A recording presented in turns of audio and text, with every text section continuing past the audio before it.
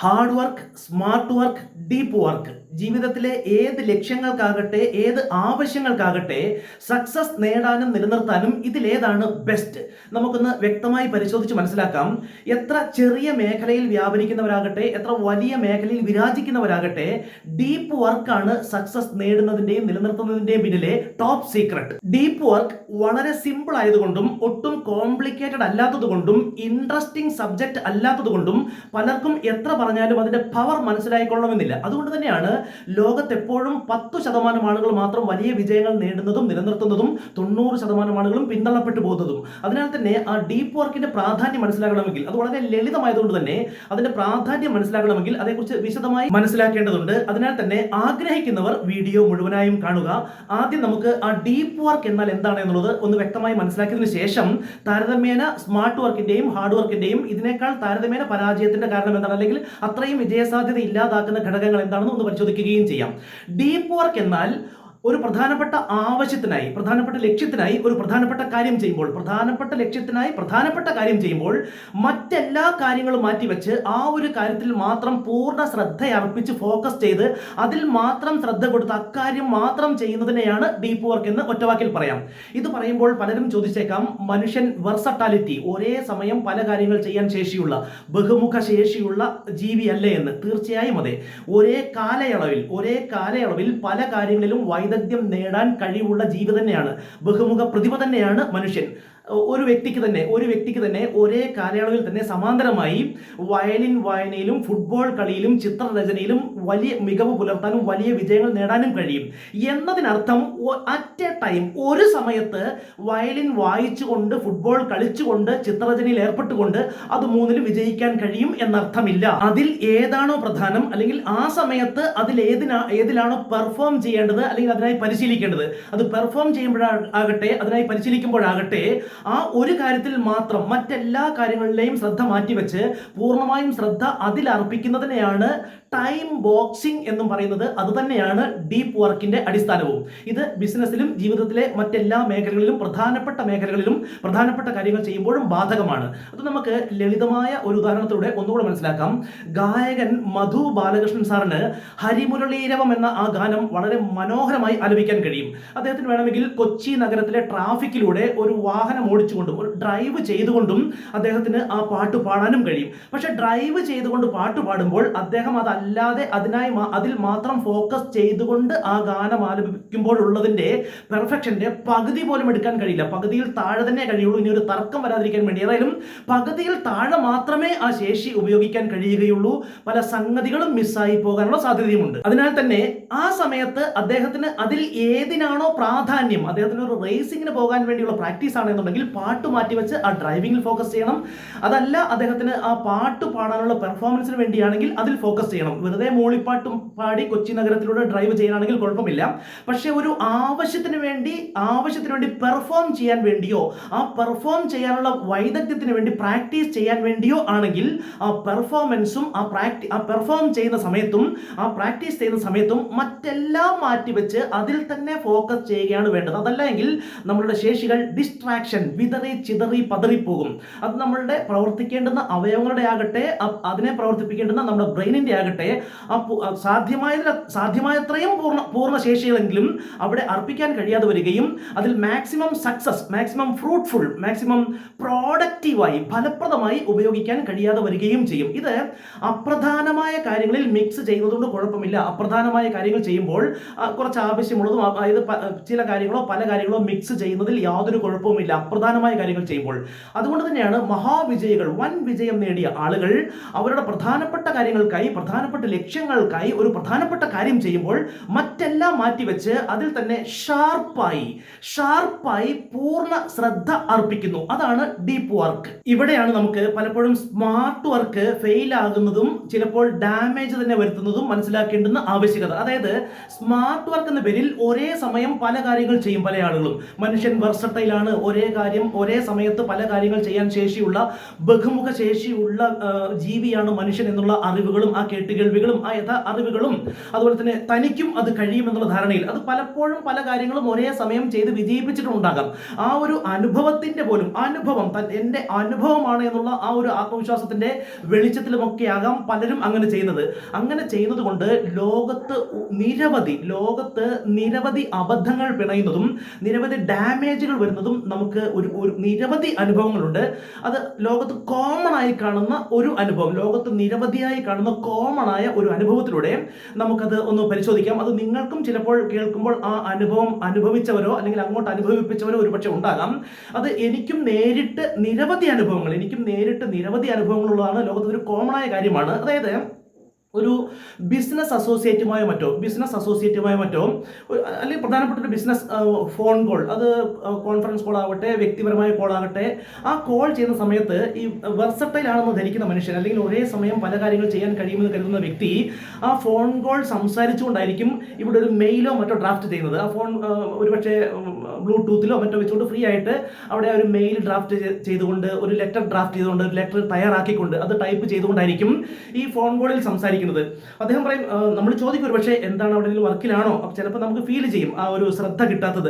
കുഴപ്പമില്ല, ഞാനിപ്പോൾ ഒരു റിപ്ലൈ ചെയ്തുകൊണ്ടിരിക്കുകയാണ്, അങ്ങോട്ട് തന്നെ ഒരു റിപ്ലൈ ചെയ്തുകൊണ്ടിരിക്കുകയാണ്, എനിക്കത് 2-3 കാര്യങ്ങൾ ഒരുമിച്ച് ചെയ്യാം, അത്രയും സമയം ലാഭിക്കാമല്ലോ എന്ന് പറയും. അദ്ദേഹത്തിന്റെ ആ കഴിവിൽ വിശ്വാസം അർപ്പിച്ചുകൊണ്ട് നമ്മളും സംസാരം തുടങ്ങും. പക്ഷെ ചില സമയത്ത് നമ്മൾ ഓരോ കാര്യങ്ങൾ ചോദിക്കുമ്പോൾ അവിടുന്ന് യെസ് അതെ യെസ് എന്നുള്ള ഉത്തരം കേൾക്കാം. നമ്മൾ വിചാരിക്കും നമ്മുടെ ചോദ്യം കേട്ടിട്ടാണ് എന്ന്. അപ്പോൾ ആ ചോദ്യം കേട്ട് വ്യക്തമായ ഉത്തരമാണെന്നാണ് ധരിക്കുക. അത്രയും പ്രതിഭയുള്ള വ്യക്തിയാണല്ലോ എന്നുള്ള നമ്മുടെ ആത്മാർത്ഥമായ ചിന്തയും ഉണ്ടാകാം. ആ കൂടെ നാം ചോദിക്കും, അപ്പോൾ അങ്ങനെയാണെങ്കിൽ നോക്കുക, അപ്പോൾ ഇന്ന് കൊടുക്കാനുള്ള പേയ്മെന്റ്, ഇന്ന പാർട്ടിക്ക് കൊടുക്കാനുള്ള പേയ്മെന്റ് 5 ലക്ഷം അല്ലേ, 5 ലക്ഷം അല്ലേ, അത് കൊടുത്തേക്കട്ടെ. അപ്പോഴവിടുന്ന് യെസ് ഓക്കെ, നമ്മൾ വിചാരിക്കും 5 ലക്ഷം ആണ് എന്ന് വിചാരിക്കും. അദ്ദേഹം അത്രയും, അപ്പം നമുക്ക് വീണ്ടും ചുഴിഞ്ഞു ചോദിക്കാൻ ഒരു ബുദ്ധിമുട്ടുണ്ടാവുമല്ലോ, അത്രയും ബഹുമാനിക്കുന്ന ഒരു വ്യക്തിയും കൂടിയാണെങ്കിൽ അത് നമുക്ക് കേൾക്കും, അത് ആ പേയ്മെന്റ് കൊടുക്കുകയും ചെയ്യും. പിറ്റേന്ന് വീണ്ടും നമ്മൾ അദ്ദേഹത്തെ വിളിച്ചിട്ട് അപ്പോഴും അദ്ദേഹം യെസ് അതായത് പല കാര്യങ്ങളിലും ശ്രദ്ധാപൂർവ്വം ഉത്തരം തരികയും ചെയ്യുന്നുണ്ടാവും. പല കാര്യങ്ങളിലും വളരെ ശ്രദ്ധാപൂർവ്വം ഉത്തരം തരികയും അതിനിടയിൽ പല സന്ദർഭങ്ങളിലും യെസ് വരികയും ചെയ്യും. അപ്പോൾ ആ സന്ദർഭത്തിൽ നമ്മൾ വീണ്ടും ചോദിക്കും, അപ്പോൾ ഇന്നത്തെ മറ്റേ പാർട്ടിക്ക് കൊടുക്കാനുള്ള പേയ്മെന്റ് 3 ലക്ഷമാണോ 4 ലക്ഷമാണോ? അപ്പോഴവിടെ ആൻസർ യെസ്. അപ്പോഴാണ് നമുക്ക് മനസ്സിലാവുക ഇത് കേട്ടിട്ടുള്ള ഉത്തരമല്ല എന്നുള്ളത്. അപ്പോൾ വീണ്ടും നമ്മൾ ചോദിക്കും, അല്ല ഞാൻ ചോദിച്ചത് നമുക്ക് ഇന്നത്തെ ആ പാർട്ടിക്ക് കൊടുക്കാനുള്ളത് 3 ലക്ഷമാണോ 4 ലക്ഷമാണോ? യെസ്. അപ്പൊ നമ്മൾ വീണ്ടും ഏതെങ്കിലും വിധേന ശ്രദ്ധ ക്ഷണിച്ചു വരുത്തി ചോദിക്കുമ്പോഴാണ്, അല്ല നമ്മൾ ചോദിച്ചത് കേട്ടിരുന്നില്ല, അയ്യോ സോറി, പറയും അല്ല 3 ലക്ഷമാണോ 4 ലക്ഷമാണോ? അല്ല 3 അല്ല 4 അല്ല 3.5 അപ്പോഴാണ് നമ്മൾ ഇന്നലത്തെ കാര്യം എടുത്ത് ചോദിക്കുന്നത്. അല്ല ഇന്നലെ അപ്പം 5 ലക്ഷം കൊടുക്കാനാണല്ലോ പറഞ്ഞത്, ഇന്നലത്തെ 5 ലക്ഷം തന്നെ ആയിരുന്നു? അല്ലല്ല, ഇന്നലത്തെ 5 ആയിരുന്നില്ല, 2 ആയിരുന്നു. അല്ല ഇന്നലെ ഞാൻ 5 ലക്ഷമാണെന്ന് വെച്ചാൽ 5 ലക്ഷമാണെന്നാണല്ലോ പറഞ്ഞത്. അയ്യോ ഞാനങ്ങനെ പറഞ്ഞിട്ടേ ഇല്ല, എന്റെ മനസ്സിലില്ലാത്തൊരു ഫിഗർ ഞാൻ എങ്ങനെയാ പറയുക എന്ന് ചോദിച്ച് തർക്കിക്കാൻ തുടങ്ങും. നമുക്ക് ബഹുമാനം ഉള്ള ആളാണെങ്കിൽ, നമുക്ക് ആ ബന്ധം കളയാൻ ഇഷ്ടമുള്ള ആളല്ല എന്നുണ്ടെങ്കിൽ നമുക്ക് തർക്കിക്കാൻ കഴിയില്ല. അത്തരം കാര്യങ്ങളിൽ പല ഡാമേജുകളും വന്ന് കാണാറുമുണ്ട്. ഈ ഒരു അനുഭവം ലൈഫിൽ എപ്പോഴെങ്കിലും, ഇതിനോട് തത്തുല്യമായ അനുഭവം ലൈഫിൽ എപ്പോഴെങ്കിലും നേരിട്ടുള്ള ആരെങ്കിലും ഉണ്ടെങ്കിൽ, അങ്ങോട്ടോ ഇങ്ങോട്ടോ അത് സംഭവിച്ചിട്ടുള്ള ആരെങ്കിലും ഉണ്ടെങ്കിൽ ഒന്ന് കമന്റിൽ ഒന്ന് അറിയിക്കണേ.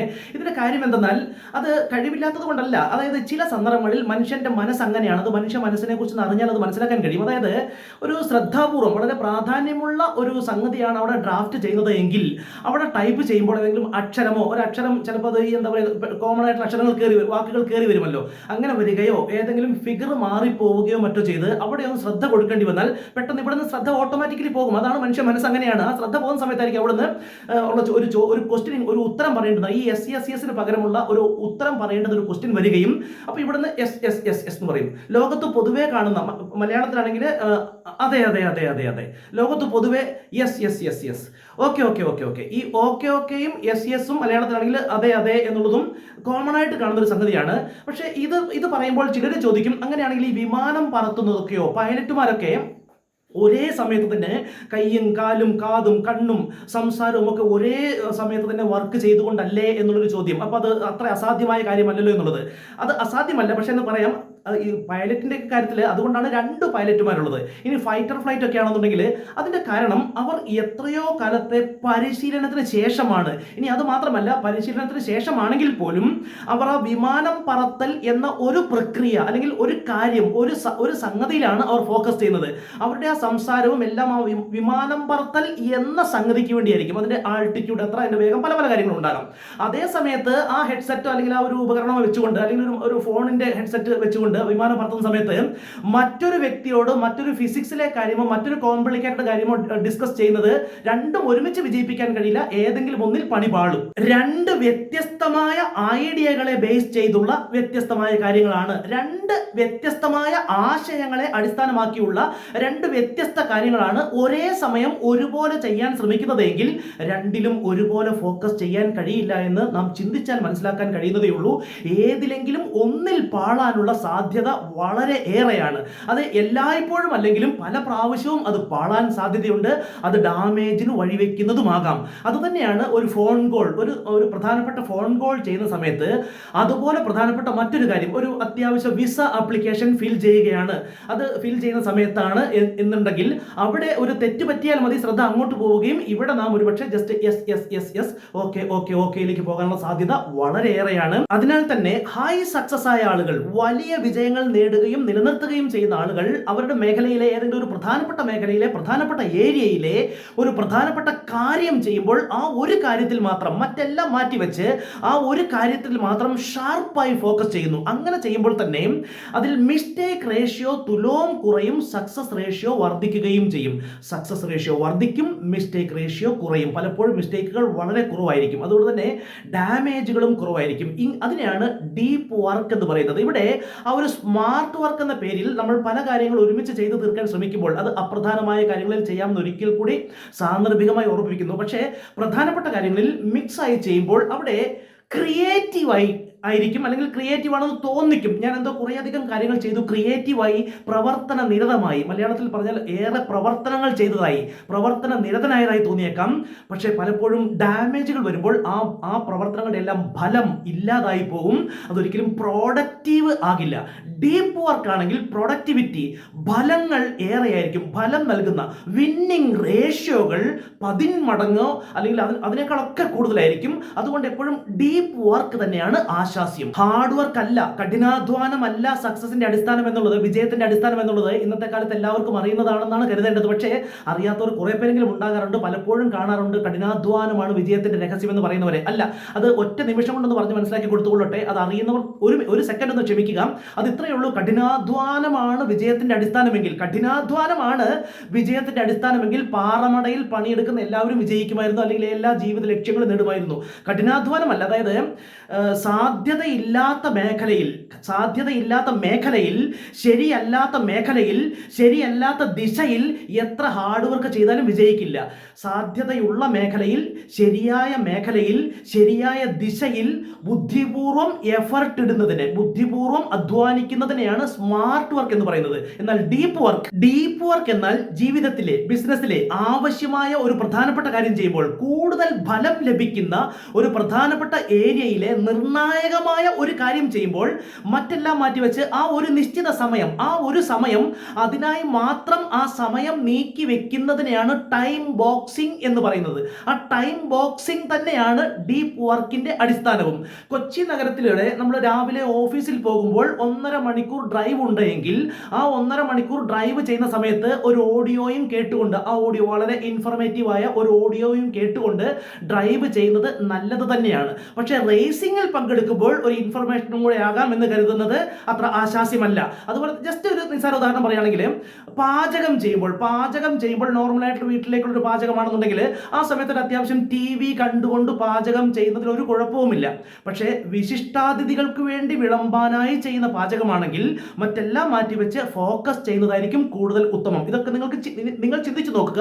അതുപോലെ തന്നെയാണ് നാം ഒരു ബിസിനസ് കോൾ ചെയ്യുമ്പോഴും, നമ്മുടെ ജീവിതത്തിലെ നിർണായകമായ കാര്യം ചെയ്യുമ്പോഴും. ഉദാഹരണമായി കോൾ ചെയ്യുമ്പോൾ ചെയ്യുമ്പോഴും ഒരു പ്രധാനപ്പെട്ട ബിസിനസ് കോൾ ആണെങ്കിൽ മറ്റെല്ലാ കാര്യങ്ങളും മാറ്റിവെച്ച് അവിടെ ഫോക്കസ് ചെയ്യുമ്പോൾ നമുക്കും പിഴവ് വരില്ല, അദ്ദേഹത്തിന്റെ പ്രൊഡക്ടിവിറ്റിയും അത് കേൾക്കുന്നത് കൊണ്ട് ഒരു മിസ്റ്റേക്ക് വന്നതുകൊണ്ട് ടോട്ടലി ഒരു ഡാമേജ് ഒഴിവാക്കിക്കൊണ്ട് ഇരു വ്യക്തികളുടെയും പ്രൊഡക്ടിവിറ്റി, ഉൽപ്പന്നക്ഷമത, ആ ഫലപ്രാപ്തി കൂടുതൽ ഉപയോഗിക്കാൻ കഴിയുകയും ചെയ്യും. മനുഷ്യൻ ഒരു കാലയളവിൽ, ഒരു കാലഘട്ടത്ത്, ഒരു സമയത്ത് പല കാര്യങ്ങൾ ചെയ്യാനും ബഹുമുഖ പ്രതിഭയായിരിക്കുവാനും പല മേഖലകളിൽ വ്യക്തിമുദ്ര പതിപ്പിക്കുവാനും വിജയിക്കുവാനും കഴിയുന്ന ജീവി തന്നെയാണ്. എന്നതുകൊണ്ട് ഒരു പ്രധാനപ്പെട്ട കാര്യങ്ങൾ ചെയ്യുമ്പോൾ, ഒരു പ്രധാനപ്പെട്ട കാര്യം ചെയ്യുന്ന ഒരു 10 മിനിറ്റ് സമയത്ത് മറ്റൊരു പ്രധാനപ്പെട്ട കാര്യം കൂടി തിരികെ കയറ്റുന്നതിൽ വിജയിക്കുന്ന ജീവിയാണ് എന്നർത്ഥമില്ല. നിങ്ങൾക്കിപ്പോൾ ആ വ്യത്യാസം വ്യക്തമാണെന്ന് മനസ്സിലാകുന്നു. അത് ടൈം ബോക്സിംഗ് അല്ല, അത് ടൈം മിക്സിംഗ് ആണ്. നിങ്ങളൊരു പ്രധാനപ്പെട്ട ഒരു കാര്യം ഒരു 10 മിനിറ്റ് ചെയ്യുന്നു, ആ 10 മിനിറ്റ് ആ പ്രധാനപ്പെട്ട കാര്യത്തിൽ തന്നെ ഫോക്കസ് ചെയ്യുന്നു, അടുത്തൊരു 10 മിനിറ്റ് മറ്റൊരു പ്രധാനപ്പെട്ട കാര്യത്തിൽ ഫോക്കസ് ചെയ്യുന്നു, അതും ടൈം ബോക്സിംഗ് തന്നെയാണ്. ദീർഘമായ സമയം കൊടുക്കണമെന്നില്ല. ആ വ്യത്യാസം നിങ്ങൾ മനസ്സിലാക്കുക. ഒരു കാലയളവിൽ ടെന്നീസിലും ചിത്രരചനയിലും ഡ്രൈവിങ്ങിലും പല മേഖലകളിൽ വെന്നിക്കൊടി പാറിക്കുവാനുള്ള ശേഷി, അതാണ് വെർസാറ്റാലിറ്റി. അതല്ലാതെ ഒരു 10 മിനിറ്റ് സമയത്ത് പ്രധാനപ്പെട്ട ഒരു കാര്യം ചെയ്യുന്ന ഒരു 10 മിനിറ്റ് സമയത്ത് വേറൊരു പ്രധാനപ്പെട്ട കാര്യം കൂടെ തിരികെ കയറ്റാം എന്നുള്ള അർത്ഥമല്ല. ഈ പോയിന്റ് വ്യക്തമായി മനസ്സിലാക്കുക. അപ്പോഴാണ് നിങ്ങൾക്ക് ആ സ്മാർട്ട് വർക്കും ഡീപ്പ് വർക്കുമായിട്ടുള്ള വ്യത്യാസം മനസ്സിലാവുക. അപ്രധാനമായ കാര്യങ്ങൾ ചെയ്യുമ്പോൾ വലിയ ഡാമേജുകൾ വരുത്തില്ലാത്ത, ജീവിതത്തെയോ ബിസിനസിനെയോ നമ്മുടെ ലക്ഷ്യങ്ങളെയോ സാരമായി ബാധിക്കില്ലാത്ത കാര്യങ്ങൾ ചെയ്യുമ്പോൾ നിങ്ങൾക്ക് ടൈം മിക്സിംഗ് ചെയ്യാം. ഒരേ സമയത്ത് തന്നെ പല കാര്യങ്ങളിൽ വ്യാപരിക്കാം. പ്രധാനപ്പെട്ട കാര്യങ്ങൾ ചെയ്യുമ്പോൾ 10 മിനിറ്റ് വീതിച്ചാൽ പോലും കുഴപ്പമില്ല. ഒരു 10 മിനിറ്റ് ഒരു പ്രധാനപ്പെട്ട കാര്യം ചെയ്യുന്നു, അതിൽ മാത്രം ഫോക്കസ് ചെയ്യുന്നു, അടുത്ത 10 മിനിറ്റ് വേറൊരു പ്രധാനപ്പെട്ട കാര്യത്തിൽ ഫോക്കസ് ചെയ്യുന്നു. ആ രീതിയിൽ ചെയ്യാം. IAS തുടങ്ങിയ ഹൈ ഒഫീഷ്യൽസ് ഒക്കെ ഈ ടൈം ബോക്സിംഗും ഡീപ്പ് വർക്കും സ്മാർട്ട് വർക്കും വ്യക്തമായി ട്രെയിനിങ് ലഭിക്കുന്നവരാണ്. അപ്രധാനമായ കാര്യങ്ങൾ ചെയ്യുമ്പോൾ അവർ മിക്സായി കാര്യങ്ങൾ നോക്കുകയും പ്രധാനപ്പെട്ട കാര്യങ്ങൾ ചെയ്യുമ്പോൾ അതിൽ മാത്രം ഷാർപ്പായി ഫോക്കസ് ചെയ്യുകയും ചെയ്യുന്നു. മേൽപ്പറഞ്ഞ കാര്യങ്ങളെല്ലാം ഇനി നിങ്ങളുടെ സ്വന്തം യുക്തിയും ബുദ്ധിയും ഉപയോഗിച്ച് ചിന്തിക്കുകയും വേണ്ട രീതിയിൽ നടപ്പാക്കുകയും ചെയ്യുക. നിങ്ങൾ ഉദ്ദേശിക്കുന്ന മേഖലയിൽ വലിയ ലക്ഷ്യങ്ങൾ നേടുവാൻ നിങ്ങൾക്ക് കഴിയും. ലൈക്ക് ചെയ്യാനും സബ്സ്ക്രൈബ് ചെയ്യാനും ഷെയർ ചെയ്യാനും നിങ്ങളുടെ കമന്റുകൾ രേഖപ്പെടുത്താനും ഓർക്കണമെന്ന് ഓർമ്മിപ്പിക്കുന്നു. നാളെ വൈകുന്നേരം 6:30 മറ്റൊരു സെൽഫ് ഹെൽപ്പ് വിഷയവുമായി വീണ്ടും കാണാം. താങ്ക്